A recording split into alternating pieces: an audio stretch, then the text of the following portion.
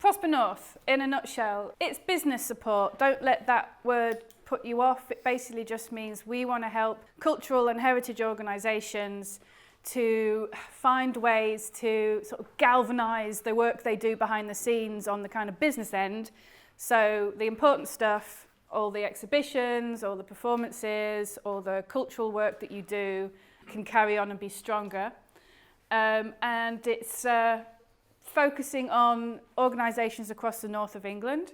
So in summary, Prosper North, what's it going to do? It's going to provide free, it's all free, one-to-one advice. So we have lots of business coaches, mentors, business advisors who will be working one-to-one with the organisations, mixed with an array of workshops, so group learning opportunities, training opportunities. There'll also be online webinars and things like that. And we want to help 80 cultural heritage organisations. The programme kicked off in May, so we're taking applications for the programme now, and we'll be wrapping up in 2021. So that's when we will have finished all our support and we'll be able to see the results of what we've done. So I mentioned that we're going to be across the north because of, in our backstory, lots of things around areas we can cover and where the money came from for Northern Cultural Regeneration Fund. That money came from government. So they wanted their money to cover certain local enterprise partnership regions. So that's where we're also running our programme. We're looking forward to meeting all the organisations across this area, which is a real kind of rich vein of culture and heritage, I think. So that's going to be really fascinating for us. So organisations that we can support. So these are roughly the kind of organisations and companies that we're keen to hear from. So we want to be working with charities, social enterprises, community interest companies, or you could be a company that can demonstrate a clear social purpose in what you do. So we're really keen to hear from organisations that are providing in their work something which can connect with their community in some way. Maybe they're offering interesting kind of learning and participation opportunities. Maybe they're offering a safe and inclusive space for communities to come together. So where they can demonstrate that there's a clear positive social outcome through what they're doing. So they might not be, we're a charity, we're a social enterprise, but it might be just something inherent in what they do anyway. So we're really keen to hear from those kinds of businesses. In terms of what they're doing as an organisation, it could be something around preserving, presenting, curating, exhibiting, promoting, educating about cultural heritage. So we're using this frame of reference of cultural heritage because heritage can be something that's physical, so it could be a building, it could be artifacts, it could be an archive, or it could be something non-physical. So it could be traditional dance or traditional craft making techniques or storytelling that you're capturing in your community. It could be a music venue where you've had artists come through that are important for the country, so they've got a legacy. So it's not just the traditional historic house, although we also want to hear from those guys, but something that might be a more kind of intangible cultural heritage as well. So what can we help with? When we have run business support programs before, and we've been doing this since 2012, there's certain things that we hear from businesses and organisations that we work with. And so these are the kind of areas that we can come in and help with. So some of this might be recognisable to you guys. So funding decreasing, that's a big story. Local authorities are really struggling with that. Lots of project-to-project work can be very precarious. You get a bunch of funding in to run a project, and then what happens when it finishes? You might be trying to write a business plan and just need it strengthening or sculpting in some way so it becomes a more workable document. You might just be finding you're struggling with time, capacity to do everything you need to do.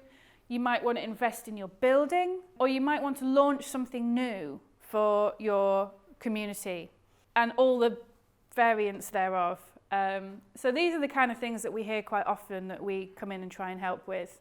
So how will we help? So as I say, there's a mixture of one-to-one support with workshops and webinars and meetups. So one-to-one support is where we will match an organisation with an advisor or a business mentor. Now we'll do that very carefully. All our advisors are selected, they're from and of the sectors that we work with. So they'll be from the dance sector or from the craft sector or from the museum sector.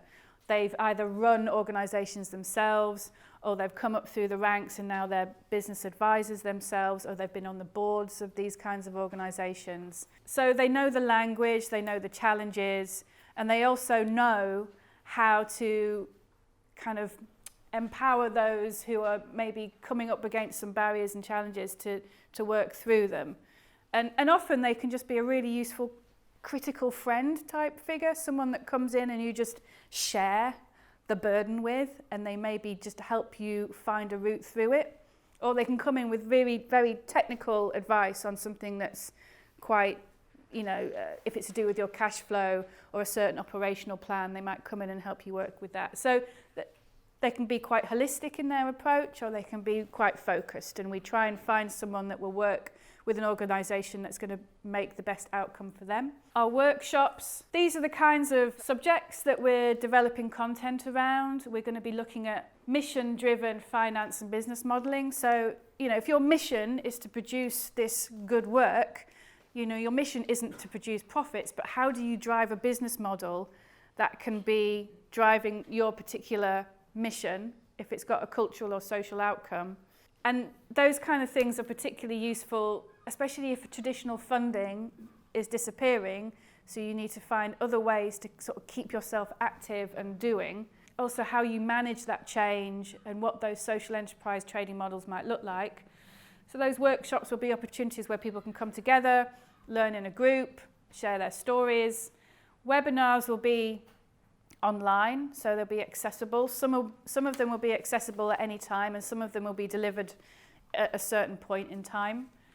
So we'll be covering things like introduction to social investment, and also about looking at designing your audience experience. So the people coming to your building, your event, are they getting the most out of it?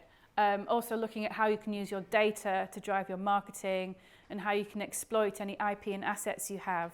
Meetups are really great because they're less formal, and it's basically led by you guys. So the organisations on the programme can come and meet up. There might be some wine involved. So opportunity for you to chat and share your experiences, maybe find something in common with other organisations you might not have met before, a chance to maybe collaborate, learn from each other, have a natter. So we'll be doing those as well. So this is how the journey might look. So you might make an application to start off with. From the applications we receive, we will be looking at organisations where we think our kind of intervention is going to make the most positive change. So it could be if you've described clearly an opportunity where you think you need some help, or you've told us that there's something that you particularly need to raise money for, or if there's particular areas where you think you can really make a difference and you want some help to do that, we'll be looking at that in the applications. Our applications are really simple. We hope that they take way less than 30 minutes. So it's not like a funding application where you've got to write a novel. This is very quick application form, gets you through the door. If we want to find out some more information about you, then we'll probably ring you up and say, can you tell us a bit more about this? Can you tell us a bit more about this project you have going on? So then we'll be selecting the organisations to work with. We'll match them with a business advisor, and you'll get about 8 hours of one-to-one. So that's a time when you can really focus in on those particular challenging areas with your advisor. You'll have access to the group workshops and webinars. So this is all free. There'll be those meetups where you have a chance to network and share what you're learning with others on the programme. And then potentially, this bit at the end is if it feels right for you, we can get you to a point where you might be able to apply to the Northern Cultural Regeneration Fund. It might just be that this programme sort of opens up your mind and opportunity to maybe look at this different kind of investment opportunity. So, timeline for Prosper North. Application period open now, and there are three application deadline opportunities. So there's going to be 3 sets of cohorts going through this programme. So it could be that you're keen to start working with us in September, in which case you'll need to get your application in before the beginning of August, because that's when we'll be selecting the first cohort of about 25 to 30. And then there'll be another point early on next year when we'll be selecting the next cohort, and then August time next year, the final cohort. So there's time to get enrolled. So if you think there's something you need to get cracking on right now, I suggest making an application right now. Or if you think this is something that you want to plan and work into your operational plan for next year maybe, then it's something that you can look at then. So that's how we're staggering it. But each cohort will be experiencing the same thing.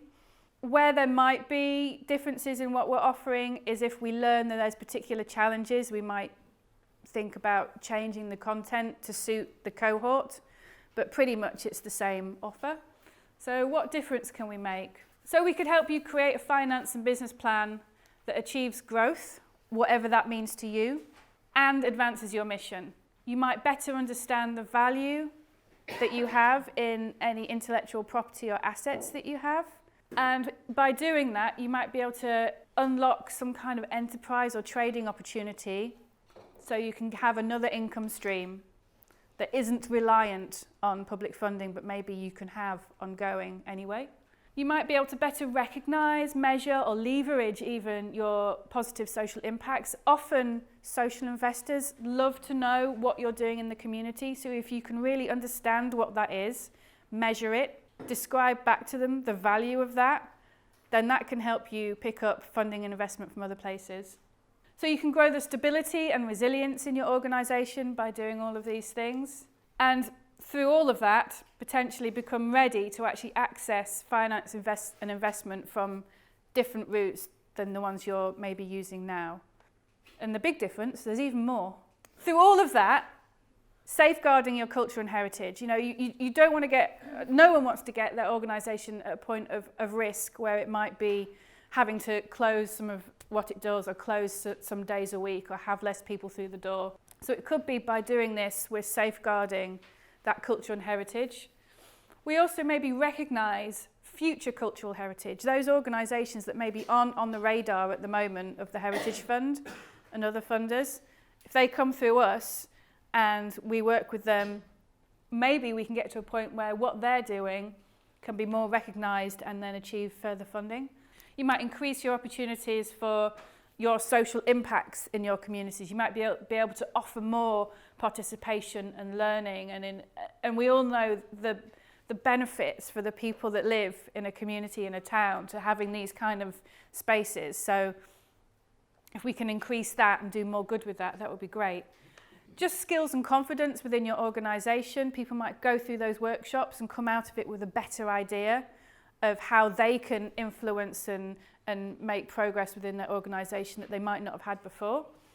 And we want to develop this pipeline of investable organisations, so really help organisations across the North to be in a position, you know, maybe not in the next year, but maybe in the next 3 or 5 years, where they can be getting to a point of using different kinds of money.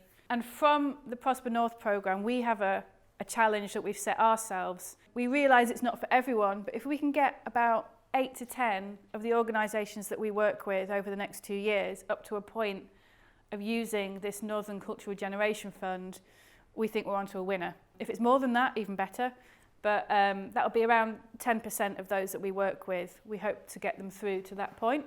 So, information, application process is all on our website.